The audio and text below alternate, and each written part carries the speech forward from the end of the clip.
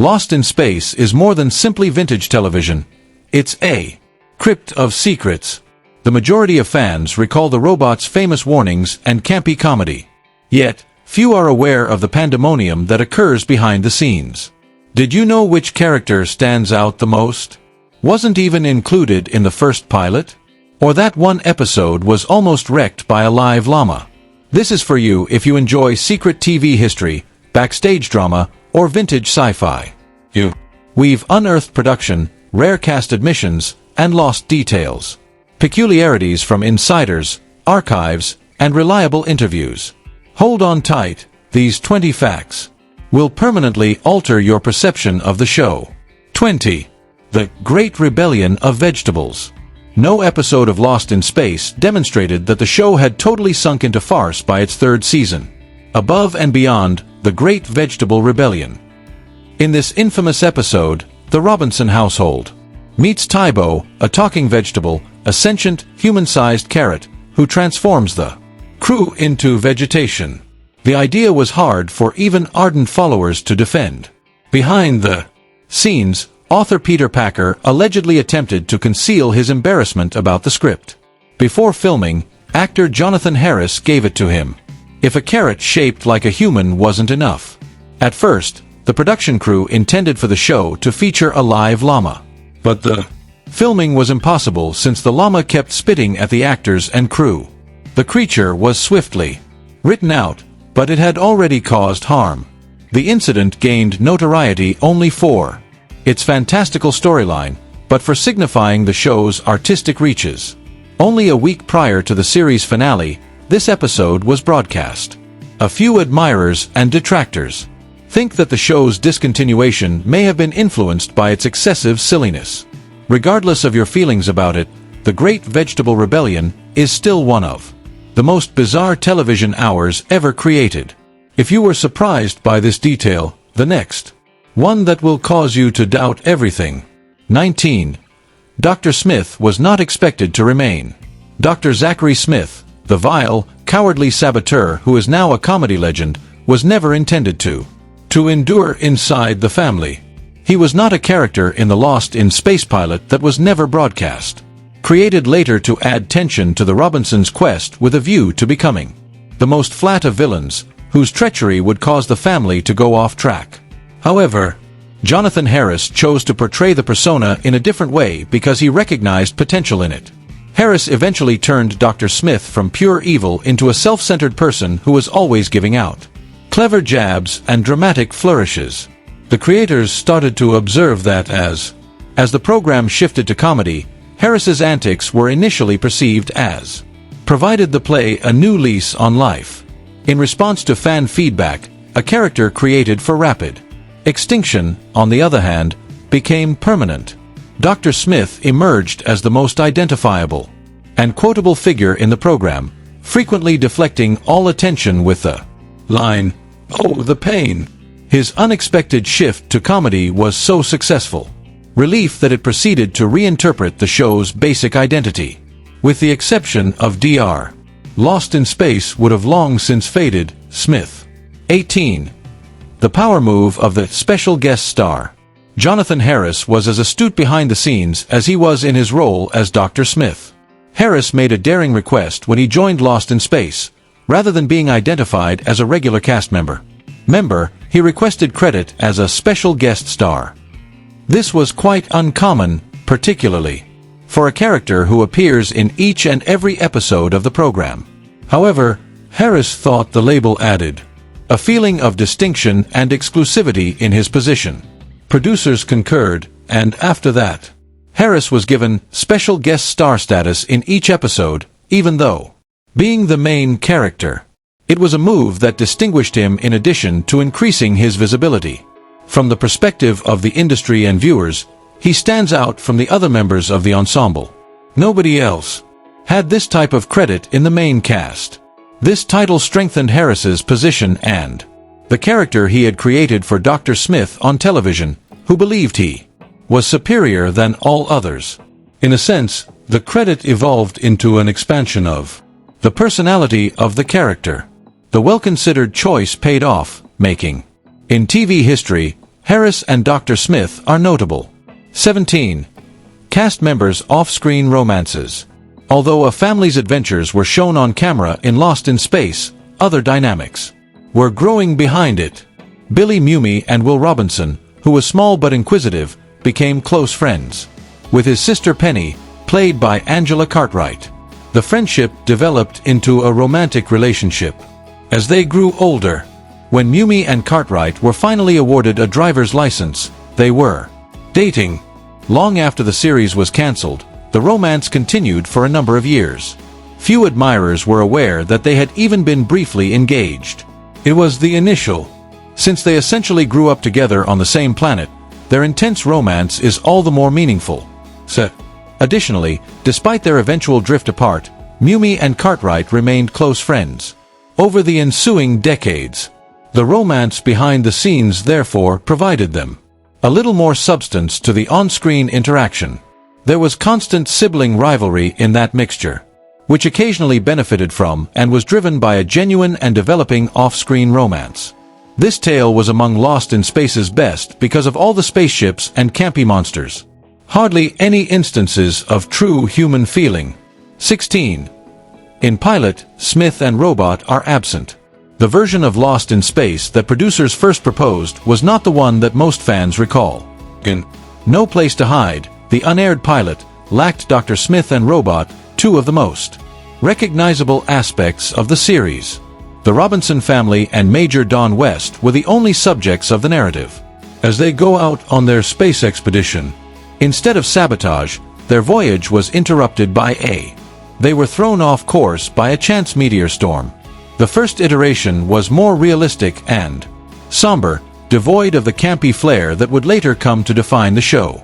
Following the pilot's evaluation, network executives believed it required more color, personality, and conflict.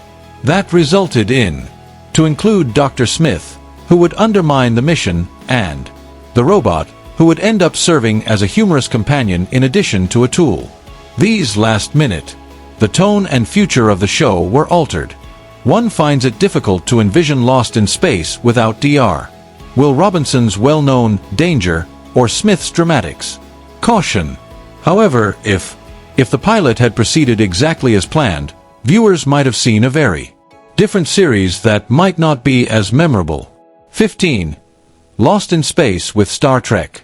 In a daring move that may have been one of the more significant turning points in television history, CBS decided to approve Lost in Space instead of the alternative, radically different science fiction idea that Star Trek was being pitched nearly simultaneously. Both ideas were present in the network offices in the early 1960s, but CBS officials believed that only the schedule could accommodate one of them. The method used by Irwin Allen was preferred for its family-friendly tale with an adventurous tone that at the time looked more marketable. When Lost in Space debuted in 1965, it immediately achieved great popularity in the ratings. The adventure, family dynamics, and eye-popping visuals were all incorporated into the series to a large number of people. Meanwhile, Star Trek had made its home on NBC, where it fought with ratings prior to becoming well-known through syndication. The ruling by CBS would establish the paths taken by both franchises. The fire of Lost in Space was bright, and momentarily, but Star Trek expanded into a huge, everlasting space.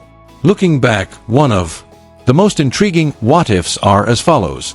How would science fiction appear now if CBS had filed embracing Star Trek and Lost in Space among the trash? 14. The cost of the robot suit was $70,000. In addition to being a memorable character, the robot from Lost in Space was a technical accomplishment. Robert Kinoshita, the man behind Robbie the Robot from Forbidden, designed it. The Robot B-9 outfit, Planet, was constructed with complex metal components and fiberglass, totaling an incredible $70,000 was spent on construction, a significant sum of money for a television set from the 1960s. Series. In addition to being expensive, the costume was among the heaviest, weighing close to 200 pounds. Outfits ever utilized at the moment in television. Bob May, a stuntman, was assigned to run the Robot for the straightforward reason that he could squeeze into the large suit. It was difficult to wear though. The restricted mobility, ventilation, and visibility made it difficult to complete even the easiest motions. May had to endure great discomfort and commit all of his movements to memory. 4 extended shooting sessions. Dick Tufeld, the voice actor, separately recorded the robot's dialogue in the meanwhile. The robot rose to prominence as one of the show's most adored elements in spite of the difficulties. It's demonstrating the amount of skill and commitment that went into even the most unique roles, and how a guy imprisoned in a 200-pound shell contributed to the definition of a time of television science fiction. 13. On set, actual computers were used. One of the most drastic choices made by Irwin, the producer and creator of Lost in Space. During the creation of this science fiction series, Allen included computers in the Jupiter 2 spaceship's environment, rather with cardboard control panels or mock-ups, real. For use in filming, Burroughs B-205 computers were set up. The knobs, the blinking lights, and the show's high-tech appearance was made more realistic by the smooth surfaces. The Burroughs B-205 is a genuine computer that was created in the 1950s. Until the 1960s, when it was used by research labs and federal agencies. It was designed for television, sufficiently complex and up-to-date, but unquestionably beyond what viewers could determine its purpose. Allen's meticulous attention to visual details was well known, and this was evidence of the lengths he would go to in order to make this illusion function in the midst of space flight. Even though they weren't working when the movie was being filmed, these computers gave Jupiter 2 that glossy, captivating shine that distinguished the program from its other sci-fi counterparts at the time. Counterparts. This was the most ingenious fusion of fact and fantasy, establishing fantastic storytelling in something odd but quite genuine. 12. Inspired by a novel and comic. The origins of Lost in Space are far deeper, despite the fact that many fans believe it was an original idea. The narrative was originally told in the 1962 Gold Key comic Space Family Robinson, which served as the basis for the program, of a family of scientists that study the cosmos.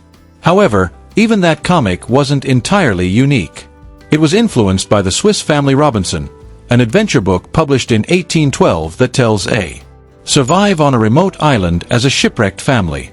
Because of its multi-layered beginning, Lost in Space was basically a modification of a modification.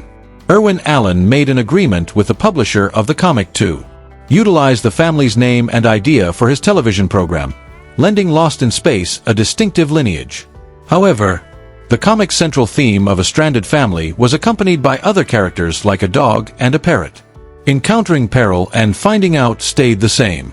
Knowing this history adds new complexity to the show's themes of family resiliency, discovery, and survival. What started as a 19th-century adventure book turned into a sci-fi play in the middle of the century, evidence that good stories have the ability to travel far, even into space.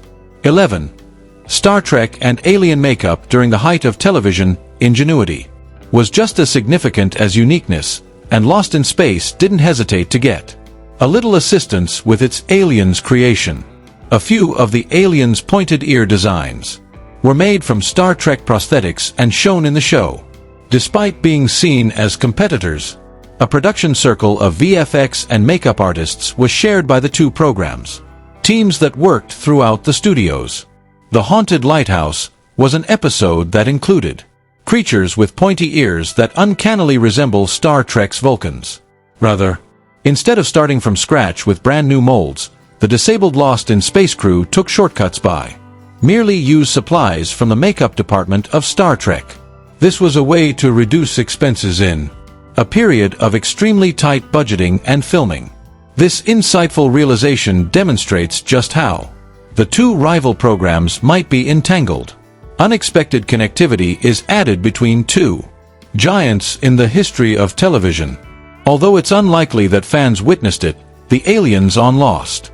It's a crossover since we're actually wearing Star Trek elements in space.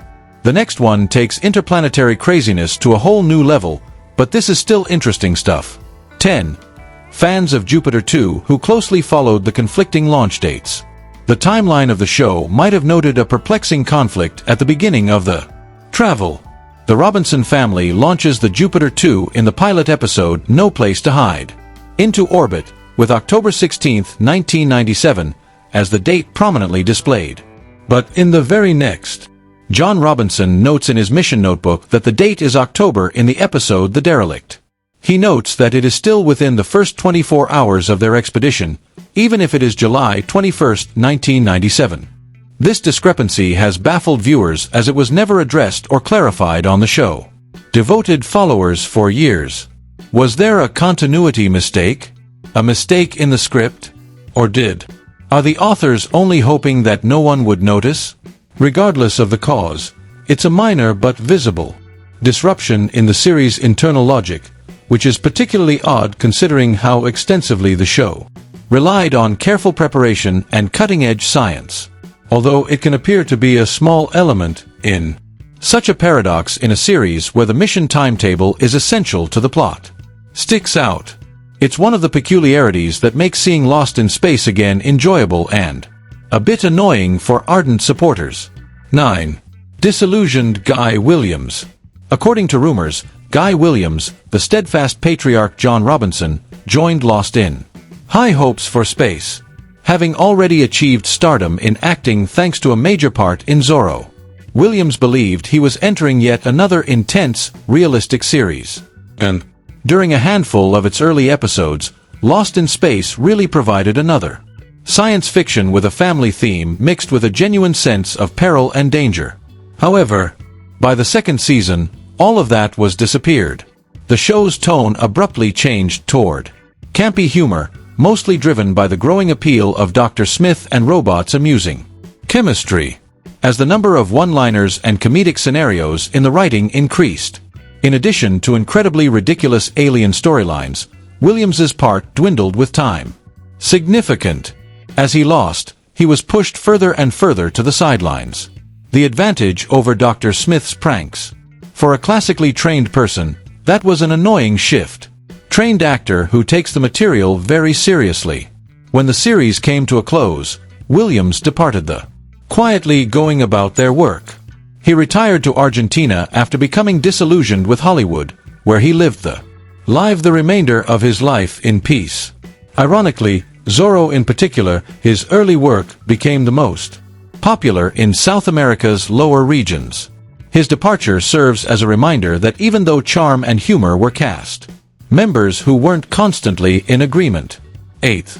Additionally, a robot voice actor narrated. The voices of the Lost are among the most instantly recognizable in vintage television. Robot in Space. The loud warnings of Will Robinson, danger, become recognizable slogans of the series. However, a lot of fans are unaware that Dick Tufeld, the voice actor. Additionally, he played a significant part as the show's narrator. Episodes were bookended by his voice, which guided spectators into each celestial journey and out of it. Tufeld was a well-known voice actor already, and commentator in the heyday of television. His voice was clear, authoritative, and brimming with authority, which made him the ideal candidate to give legitimacy to a program that regularly walked the boundary between wild fantasy and serious sci-fi. The plot was grounded by his narration, even when the episodes sometimes strayed into comedy or strangeness. Because of his dual duty, Tufeld was an unsung hero of the production of the show. He provided the robot and the storyline with a feeling of coherence and character. Despite never being on television, he became one of the most important. Some noteworthy passages from Lost in Space, a voice that characterized the series from beginning to end. Number 7. The fictional cost of Jupiter 2 was very high. The spacecraft Jupiter 2 was regarded as more than only a sophisticated spacecraft. It was, additionally, a symbol of technological aspiration and futuristic luxury. For example, inside, the construction of this spacecraft in the Lost in Space universe was estimated to cost the incredible $30 billion. That is truly astounding, particularly in light of the fact that it was. Imagine that it was sometime in the 1960s. This highlighted the high-profile nature and overall value of the mission of the Robinson family. Equally implausible is the response to the query of how much it truly cost to construct the actual Jupiter 2 set. $350,000 worldwide. According to that criterion, a sum so out of proportion to what was spent on the USS Enterprise bridge in Star Trek, which the Jupiter 2 is undoubtedly one of the priciest science fiction television sets. Few would contest that the majority of the funds moved in the direction of the streamlined walls, the blinking consoles, the operational lights, and the instruments. Many of the material was taken from real computers. By contrasting the cinematic astronomy, Irwin Allen was quite serious, as evidenced by the price tag compared to the actual cost, in maintaining the illusion of a forward-looking design. He wanted the ship to be regarded as the height of human accomplishment, both on and off screen. For viewers, the Jupiter 2 was a character unto itself, not merely a setting, one that is priced appropriately for its standing. 6. Props were continuously recycled.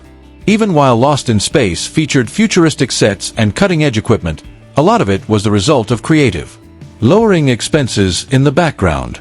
In the 1960s, creating a science fiction program was costly, particularly when each episode called for brand new technology, scientific apparatus, and extraterrestrial realms.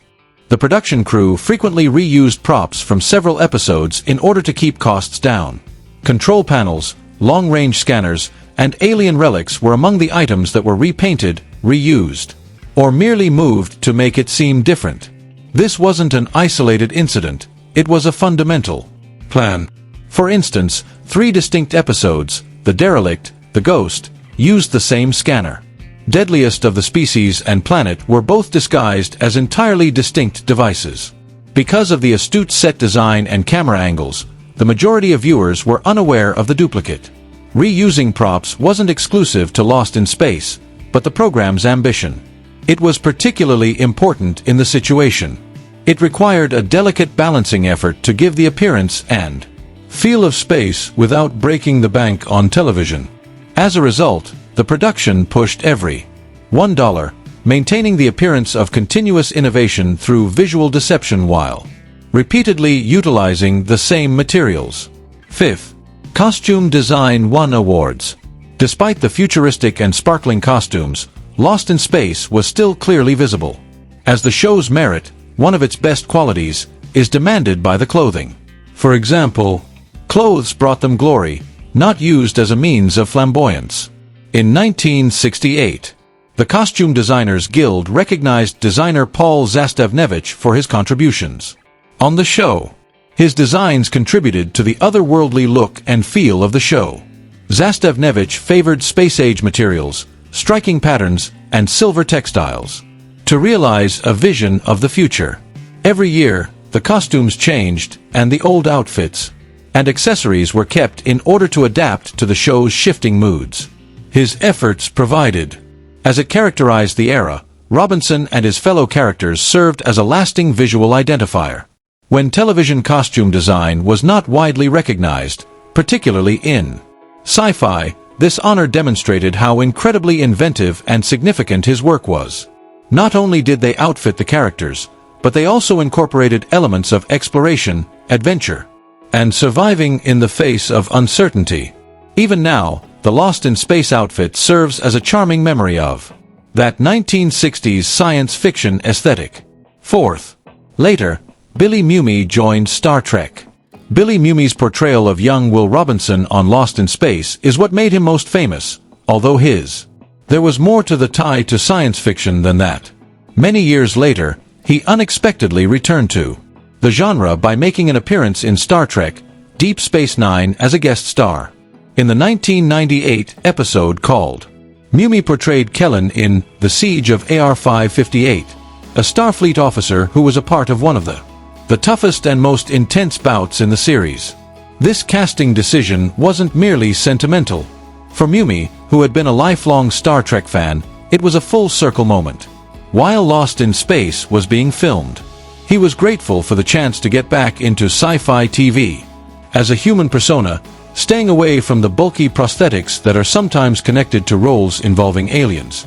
The emotional intensity of the performance, which blended in well with a tale about the toll, was praised. Of war on even the commanders with the best discipline. Fans of both shows will find Mumi's appearance acted as a nuanced link between two fundamental elements of vintage science fiction. It demonstrated that he made contributions to the genre long after he grew up fame and that he was still capable of competing in one of television's most esteemed fictional worlds. Third, the lights on the robot were controlled by its head. In movies, the Lost in Space robot appears to be a high-tech, contemporary marvel, but behind the scenes, there was nothing of the sort. It was oddly physical and low-tech. Within the stuntman Bob May, wearing a 200-pound fiberglass suit, didn't simply walk around in a heavy outfit. He additionally needed to manually turn on the robot's blinking torso lights. By selecting a hidden button from within the costume with his head. Remote systems and automated controls were absent for the illumination. Rather, May had to nudge the switch after learning the timing of his scenes by heart, with exact motions, while acting out words and actions in a small, hot room with very restricted visibility. This developed into an amazing layer of complexity that has already made the role and made each movement a precise, practice-rehearsed aspect of the performance. In fact, the defining characteristic of the free-spirited improvisational attitude of the 1960s production of television. What the audience perceived as state-of-the-art technology when the camera panned back to see a man using his head to operate a fiberglass dome to make the robot move. That behind-the-scenes tidbit of information just heightens how amazing. It turns out that the robot's presence is iconic. Second place. Swiss Family Film, directed by Irwin Allen.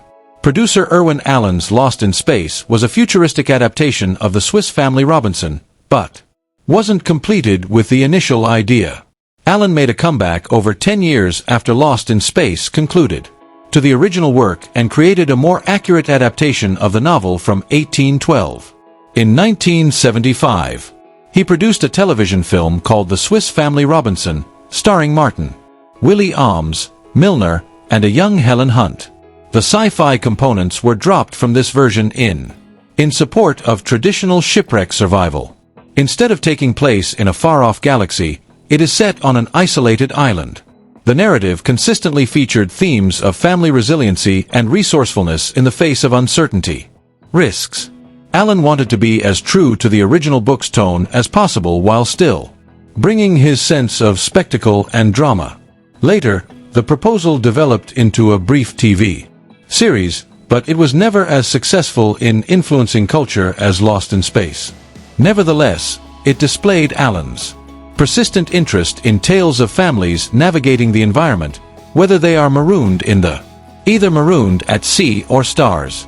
For the individual who contributed to the introduction of the Robinson's name into the science fiction realm, this idea is even more intriguing because how it delicately emphasized the variations among the adventure genres of the day.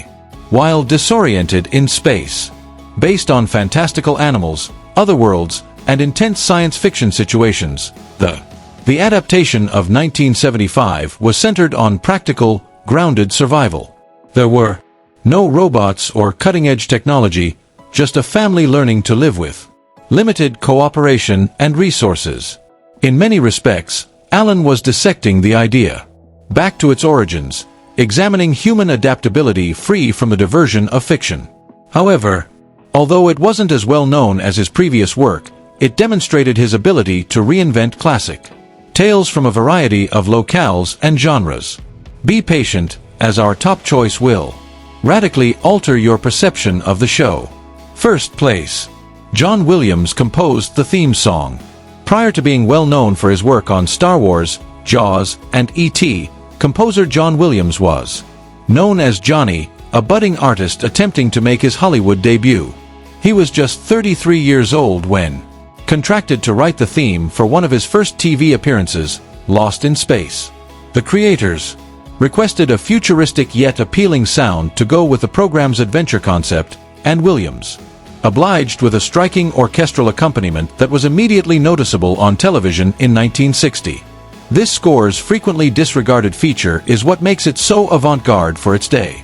Unlike the majority of composers of his era, Williams eschewed flimsy electronic cues and cherished his full orchestration and expansive, sweeping melodies were the defining characteristics of the illustrious career that was about to happen.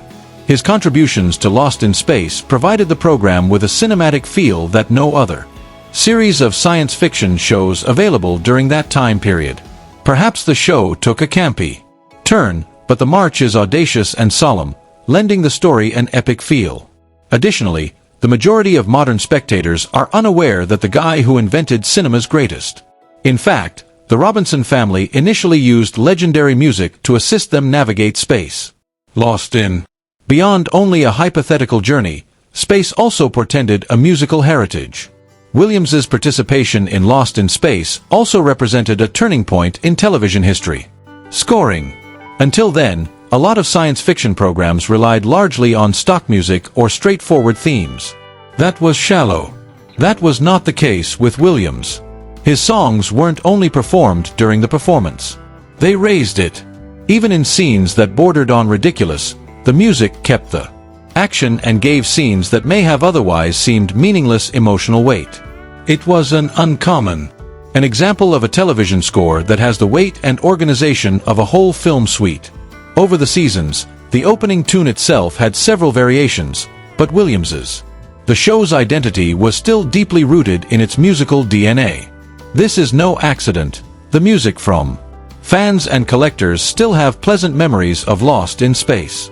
For Williams, the encounter was a stepping stone that let him hone his craft and get ready for the famous themes he would eventually produce for Jurassic Park, Indiana Jones, and Star Wars.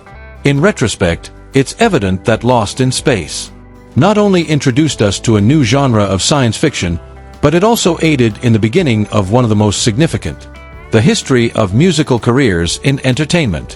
Which of these facts caught you off guard?